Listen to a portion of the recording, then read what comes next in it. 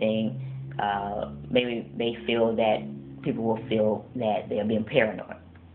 And I'm not caring because I think it's something that someone else needs to say, and also it probably will help someone else.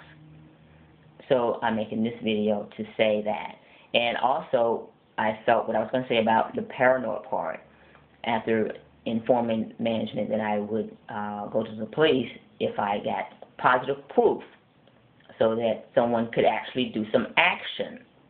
And because I wasn't able to get a good ear at FedEx, someone that would listen and do something, take action. I wasn't able to find a good ear. I thought eventually I would, but I have a feeling that I'm not going to. That after I said something about the police, then I started to get something that, okay, you might feel I'm paranoid about, but it's actually happening. And I'm sure it's happening to someone else if it's happening to me. But after I made the statement about the police, then I started getting some cars following me, and the fumes were coming from the cars as well.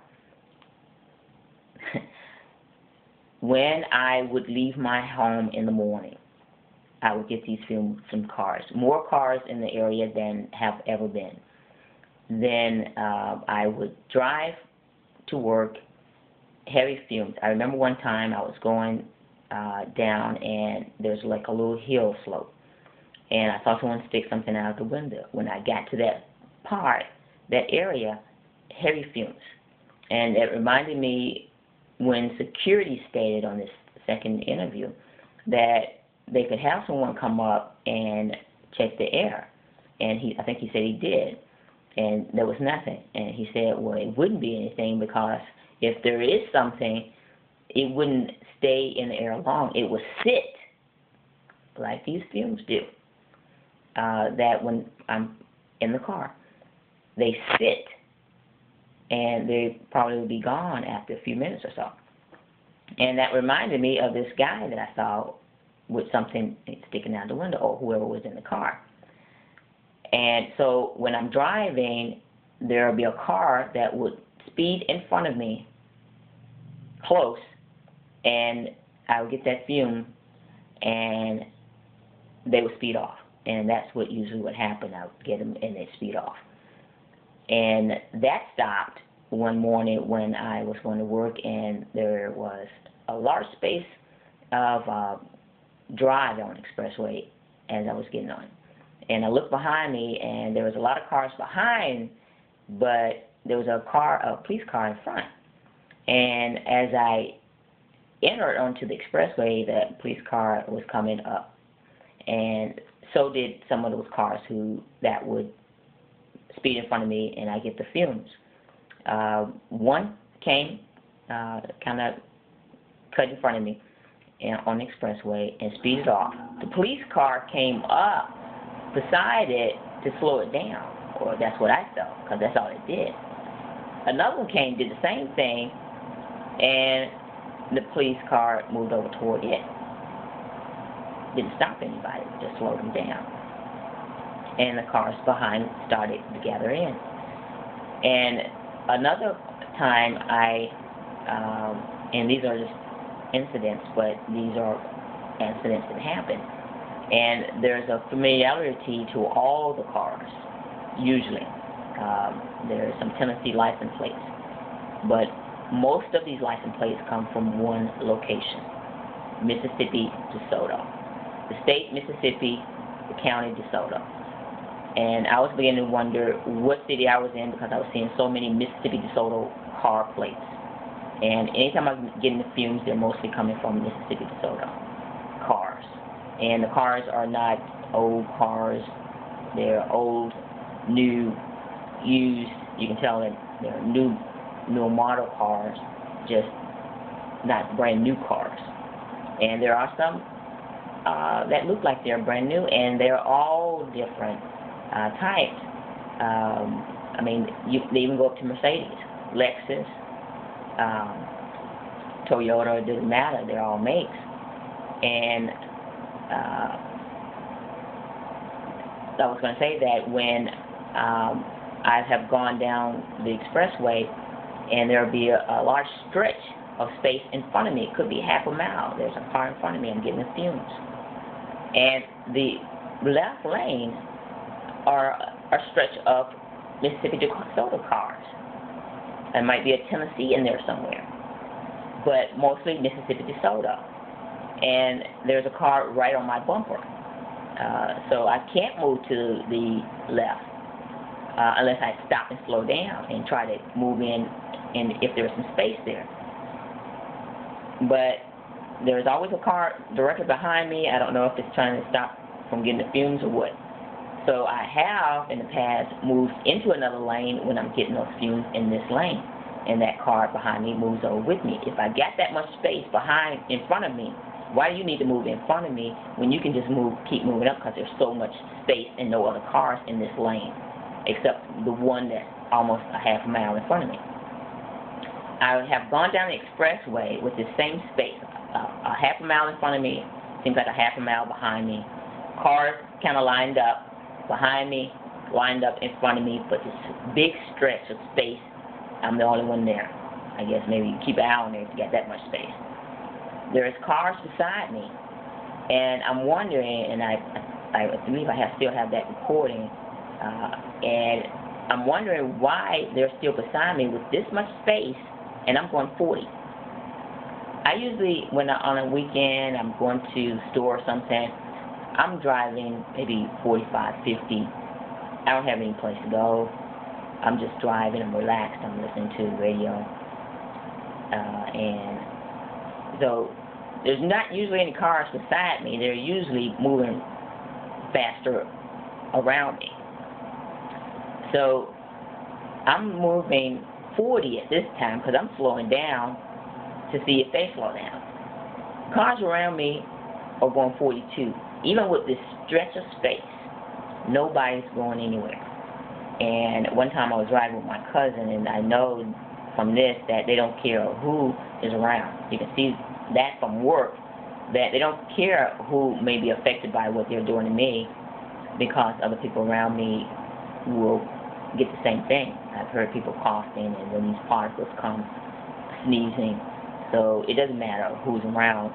They have a target, and they don't care who else is injured or bothered by it. Except Susan Dees moved beside me, because she's also working for this manager who Deborah's now doing some temporary work for too. And when Susan first moved there was nothing. I started getting fresh air, because whenever she was sitting there, I wouldn't get the fumes or the particles, except when she went to lunch or a break or something. And so they stopped. And one time, they must not have known she was there. And I mentioned, when the fumes were very heavy, I stood up and asked her, "Are you getting that?" She said, "Yeah, I was wondering where that was coming from." And Lori said something about she had passed gas. This is something I had just mentioned to my senior manager about the software and Joyce. And Joyce had said, well, maybe you lost your manager. I said, no, that's something somebody does with a match, not heavy fumes of sulfur. So I guess because it appears whatever I say gets back to them, and I don't know where they're getting it from or who's giving them information, but whatever I say seems to get back. And so I guess from Joyce mentioning the passing of gas, Lori mentions that when Susan says, "What is that?" And it's not anything of a sulfur smell. It wasn't a sulfur smell.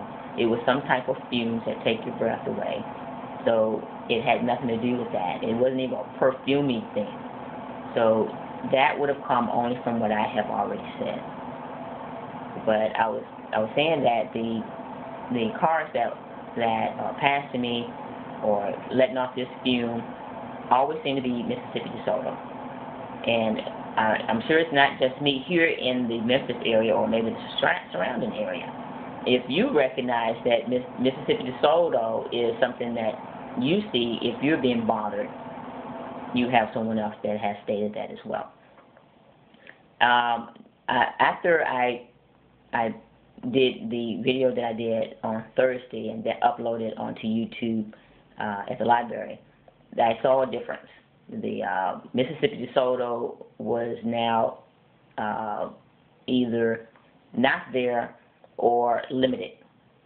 The films that Thursday night, because I went back to work and they were there. No, I went back to work for overtime, but they were not there. When I left, I expected a big problem, seeing that it was dark and I couldn't tell what kind of cars. I expected a big problem. There may have been one Mississippi DeSoto car all the way home. Friday, when I went to work, there was limited. Saturday, yesterday, when I went out, it was back, the cars, but it was more Tennessee. I may have seen one or two Mississippi DeSoto, if any. But now it's more Tennessee. And also when I went back to work, I got the powder mist that I was getting. I mentioned this to security as well, that I was getting this powder mist, and it seemed to affect my eyes and my throat, and it made me dizzy. It has the taste of aspirin, I've noticed. But that night I got that powder mist. I thought maybe it was coming from some type of spray container or something that was pumped out, because I felt this powder mist was coming from Deborah, and she is not known to be there that late at night. She has never been. But she was there that night, and I didn't know it when I first got the mist until Linda said Deborah, mentioned her name, and I thought she must be talking to the Deborah in another area, because Deborah is not known to either maybe do overtime or be there that late. But then I heard her voice, Deborah Chapman's voice, and so I knew that that was actually coming from her, probably, maybe, and not from some type of canister or something, or a pump. And then I got another one. But I knew, probably since the bottle, that there would be no reason for me to get up to look, because one, there's probably no manager there, and two, I don't know if she'd be, I don't want to say the word, to do that again. But being as arrogant as she is, she probably would. And my senior manager, when I made the last report, wanted to know if I should, or if she should confront Deborah about this, I thought there would be some retaliation. I informed her, I don't think that her saying anything would change anything. Whatever she says to Deborah and whatever way she brought it wouldn't change anything that's happening to me. So I don't know what she went with, because she also said she would talk to the lady that had Deborah there about seating. She didn't say she was going to ask her to move Deborah, just talk to her about seating. Deborah's still there. And this happened on March that I made that second report. She's still there. What is it? April 15th. And the problem still persists. So I'm making this report to say that there's chemical in the area that's happening to employees. Management is aware. They're not acting on it. Security's not acting on it. And I know at first when I felt these problems and with the cars, and also these people in these cars, they're identifiable. They are white, black. I saw at least one Asian, a couple of Hispanics, but they all look the same. They all have this, I had a word in the other previous video that didn't get downloaded because it said it was too much. They have the same look. It's kind of a needy kind of look. They look, I don't know, I know you say, what is a needy look? It's a needy look, that's all I can say. They look poorish, visually, but not poorish in finances, but poorish kind of a look. It's like when I was had hit my head in the car, and it affected my neck. I thought maybe it was jammed or something, so I wanted a chiropractor to look at it and probably pop it, but I couldn't find one that would. But one location I went, before the doctor would talk to you, they wanted you to look at this video. And the video was of their clients, and they all had this kind of a squint look, and they had